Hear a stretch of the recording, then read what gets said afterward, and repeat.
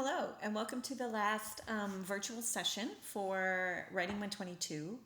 Again, many of you are in different places, so I've decided that I'm going to record what I want to talk to you guys about rather than hope that everyone comes today because I'm worried that many of you won't be able to make it. So we're going to do it this way. I want to talk about what I'm looking for in your final essay, and I know I've talked to some of you on the phone, which is great. Those of you who haven't called me, please do. I am home today and should be able to answer your call. My phone number is 971-413-5733. And let's talk about where you are with your final essay. Many of you at this point have turned in your research log, you have turned in your topic, and you're beginning that outline process. So you are right where you need to be. But we've got 1 week left. So it is time to really get going on this. I want to talk about two things today. One is the rubric, so how I will be scoring you on this final essay. And then I want to look at a sample essay. So this is a sample essay from a student who turned this in, I think it was 2 years ago now. And we'll look at the rhetorical appeals that this student uses and how to incorporate those in your essay. All right, so this is the rubric.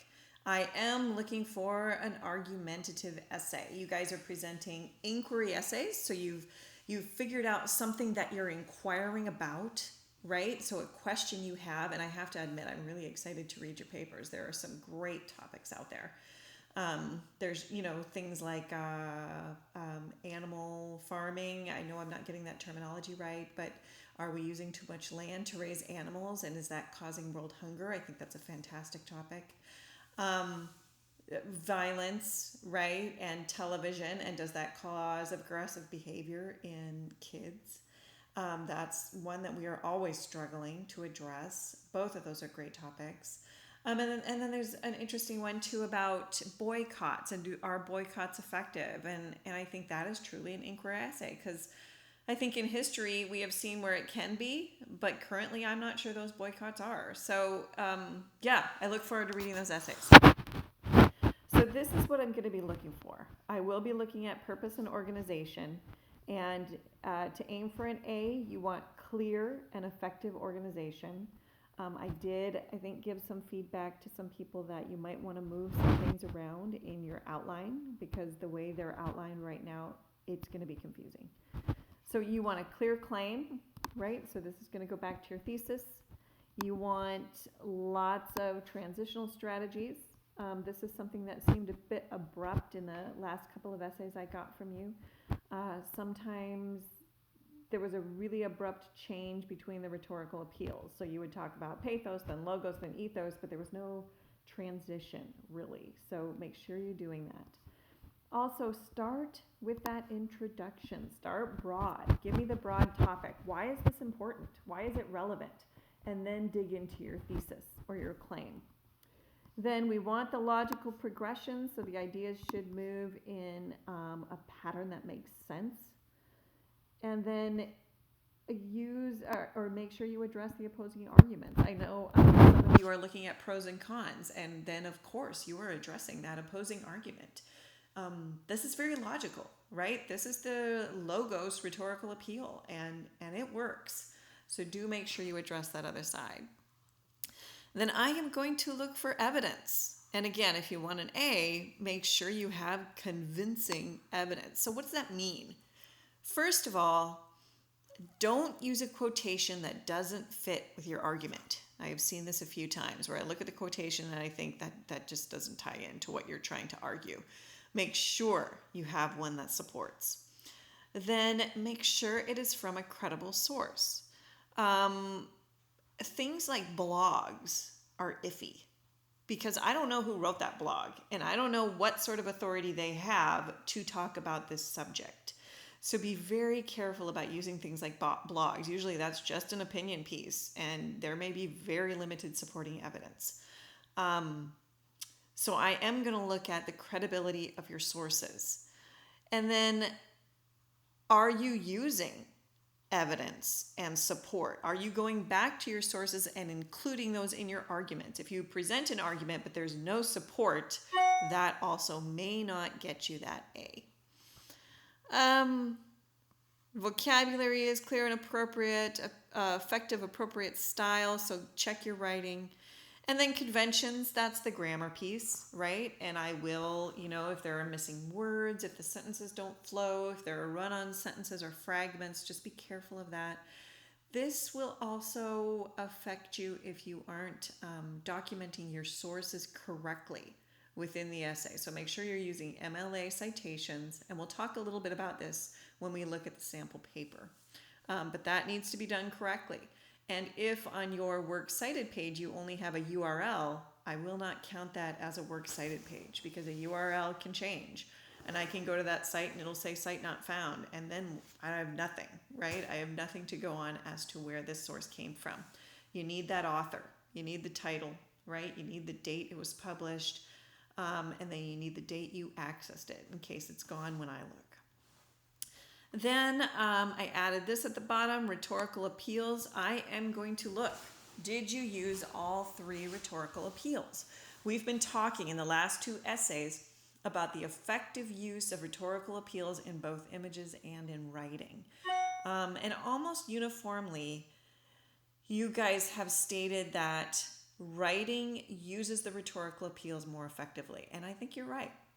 It is very hard to use all 3 rhetorical appeals in an image. It can be done, but usually it's so short and so quick and so brief, it doesn't really dig into the guts of the issue. So yeah, typically rhetorical appeals are more effective in writing, and that's both logic and ethos and pathos.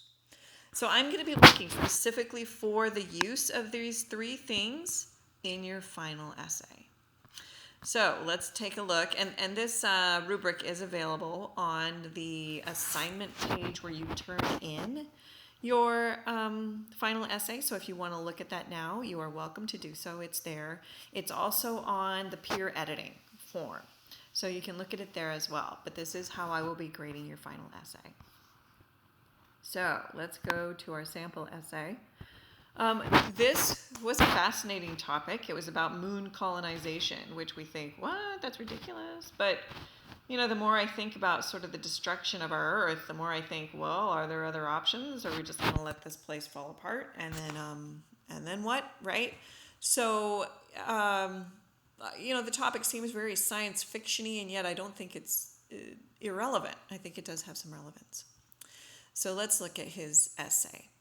So he starts out with an introduction. He does start out broad, and it is interesting. If the moon were made out of cheese, then it might be interesting to live there. But that myth has been disproven, so why on earth would we want to live on the moon?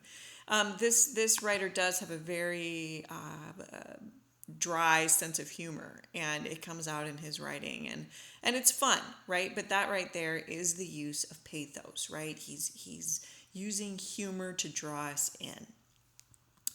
So he starts out broad, talks about the moon being made of cheese, but he narrows it down to his claim or his thesis, which is flipped. Usually we do claim plus reason is thesis. He does reason plus claim is thesis. So he says, however, these reasons are not quite important enough to justify the expensive cost and probable dangers of moon colonization, so humans should avoid attempting it. So his claim is humans should avoid colonizing the moon. Why? It's expensive and there are dangers. So he's got them both, right? There's a clear thesis statement, and that's what you want, claim plus reason. Or you can flip it around like he did. I've noticed that some of you are doing the deferred thesis, right? You're sort of presenting a question at the beginning and saying, okay, we're going to look at immigration, which is another great topic that someone's writing about. We're going to look at immigration, and at this point in the essay, I don't know if illegal immigrants are harming or helping the economy, and let's figure it out.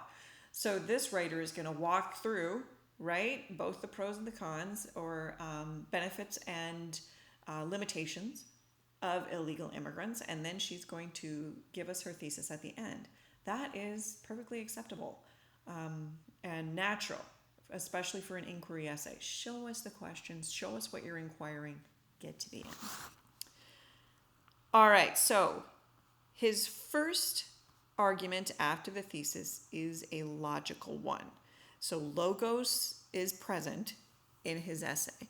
So he says, if moon colonization were to go perfectly as planned with no drawbacks or complications, then there could conceivably be some big scientific achievements and developments for future humankind. So that's a clear logical argument, right? We could have achieved something new scientifically, absolutely. And then he goes on to give us an example, and he supports that example with a citation.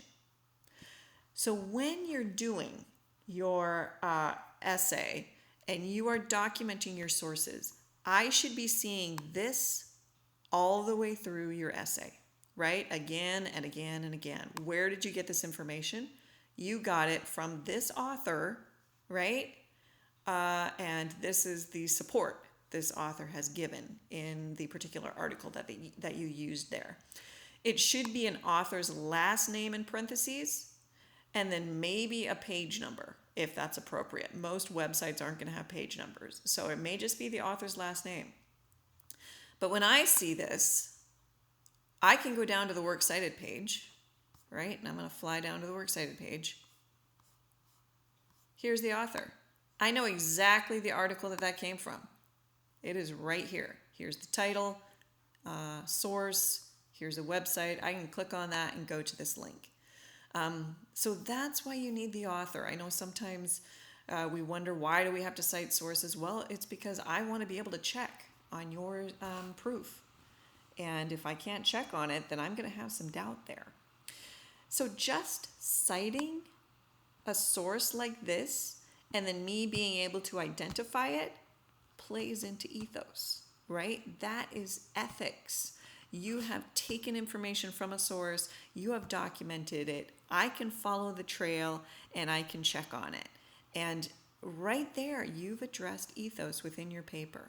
There are other ways you can address ethos, but that is an example. Okay, so what do we have next? Pathos. Now, this writer does use humor quite a bit. For example, settling the moon would be a fun adventure full of action and romance. According to Fred Reed, former technology columnist for the New York Times, the thing that really appeals to the advocates of moon colonization in NASA is the romance, adventure, and sheer poetry of it, and not the science or commercial advantage like they tell the public. So to me, that's kind of a ridiculously funny thing, right? Like, why would we colonize the moon for the idea of romance? But it is humorous and not logical, and it draws me in. And he is using that as an appeal, right? There is an argument there. There is something romantic about space exploration, that unknown, and he's making use of it here. Ethos, documenting sources that are credible, right? Again, we've got Burgess right there. What other ways can we address ethos? A big one is through your Works Cited page. So I'm going to go down to this author's Works Cited page. If I go to your Works Cited page, right, and you have a whole list of blogs, right, or Twitter posts, your ethos is not going to be very effective. Because I don't know who these bloggers are.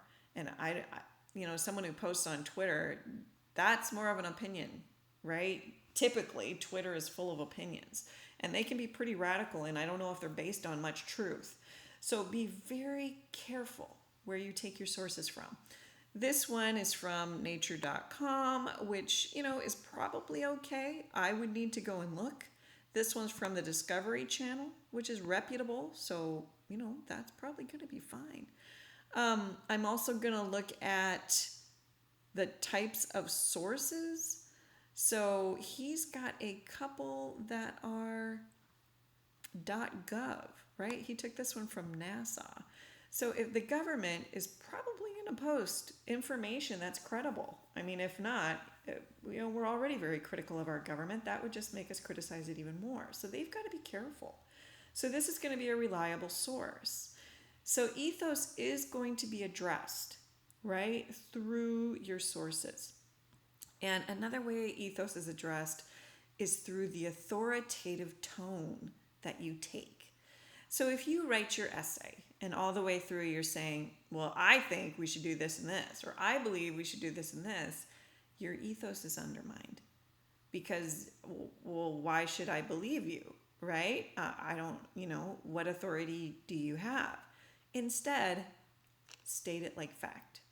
This is how it is, and here's my proof. And that is its own ethos. It's credible, and I'm going to buy it. So as long as you present things in a way that I'm going to believe, you're going to be addressing ethos. Okay, so those are the things I'm going to be looking for in this final essay.